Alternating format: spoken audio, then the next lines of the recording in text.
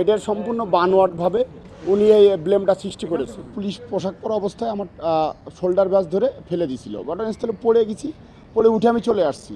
এইটুক। আমার এই চাকরিচ্যুতর পরপরই রহিম আক্তার লাকি স্যার দ্রুত প্রমোশন পেয়েছে। আমি চাকরিতে ফেরার জন্য অলরেডি আইজি স্যারের কাছে একটা আবেদন করেছি 5 জানুয়ারির পরে, এবং প্রশাসনিক ট্রাইব্যুনালেও মামলা চলমান আছে। মূল ঘটনা সবই জানেন আপনারা। ওইটে আসলে একটা মিথ্যা ব্লেম সৃষ্টি করেছিল। আমি মুসলমান বিধায় দাড়ি টুপি থাকার কারণেই উনি একটা সাম্প্রদায়িক একটা ইস্যু তৈরি করে দেশব্যাপী একটা হিন্দু মুসলিমের মধ্যে একটা ভেদাভেদ সৃষ্টি করা তৈরি করেছে, এবং উনি যে কাজটা করেছে প্লাস সেই সাথে যে অ্যাক্টারগুলো এই কাজের সাথে জড়িত, সেটা মূলত আমি ফার্মগেটেতে আসার সময় আমার আমার আইনজীবী স্যার যে বলছে ওইটাই, যে আমি আসার পথে আমার লুকিং গ্লাসের সাথে ধাক্কা লাগছিল ঘটনার দিন। লাগার পরে উনি আমাকে ডাইরেক্টলি বাস্টার্ড বলছে, এই বাস্টার্ডটি উল্টা যেতে পারিস, পুলিশের ক্ষমতা দেখাচ্ছিস। পরে দেখলাম যে বিষয়টা একটা তর্ক বিতর্ক হবে, এই জন্য আমি নমনীয় হয়ে সরি বলে যখন চলে যেতে যাই, তখন আমি পুলিশ পোশাক পরা অবস্থায় আমার শোল্ডার ব্যাস ধরে ফেলে দিয়েছিল। ঘটনাস্থলে পড়ে গেছি, পড়ে উঠে আমি চলে আসছি। এইটুক। তার ভিতরে টিপির বিষয়ে কিছু বলি না, কিন্তু উনি যে মিথ্যা ব্লেম দিয়েছে, শুধু আমি না, গোটা পুলিশ বাহিনীর ইমেজ বহির্বিশ্বে ক্ষুণ্ণ হয়েছে। আমি এর তীব্র নিন্দা এবং প্রতিবাদ, এবং আমি বিজ্ঞ আদালতের কাছে বিচার চাচ্ছি, যাতে আমি ন্যায় বিচার পাই, এবং অবশ্যই যেন আমি চাকরি ফেরত পাই। সেই সাথে যে মিথ্যা ব্লেম, প্রোপাগান্ড, এই সাম্প্রদায়িকতা সৃষ্টির, ধর্ম অনুভূতিতে আঘাত, এদের আমি বিচার চাচ্ছি সবাইকে। ওনার সাথে আমার কোনো ব্যক্তিগত আক্রোশ নাই, কোনো শত্রুতা নেই। আমি ওনাকে চিনিও না, কখনো দেখিও নাই। এটার সম্পূর্ণ বানোয়াটভাবে উনি এই ব্লেমটা সৃষ্টি করেছে।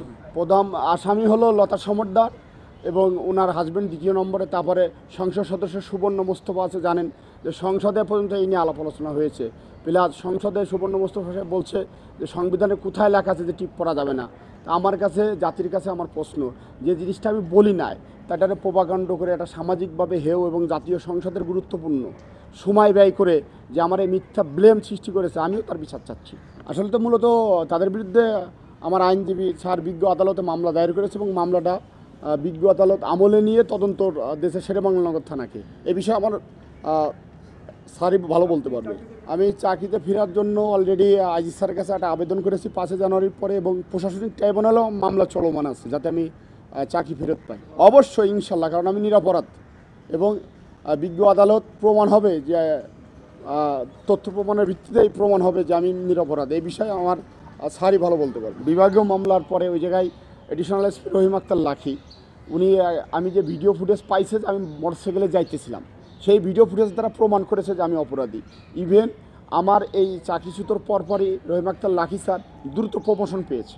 একনল হ্যান্ড ওয়াশ 100% প্যারাবেন ফ্রি, তাই নিরাপদ হাতের জন্য আস্থা রাখুন একনলে।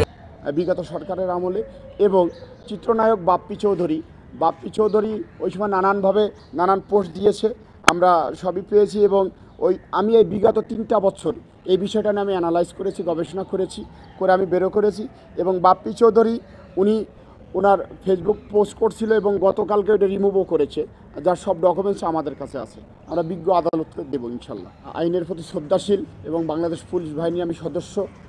যে ঘটনা ব্লেমে বাংলাদেশ পুলিশের ভাবমূর্তি নষ্ট হয়েছে, আমি অবশ্যই সুবিচার কামনা করি, এবং আমার বিশ্বাস ইনশাল্লাহ আমি ন্যায় বিচার পাবো, বিশ্বাস করি।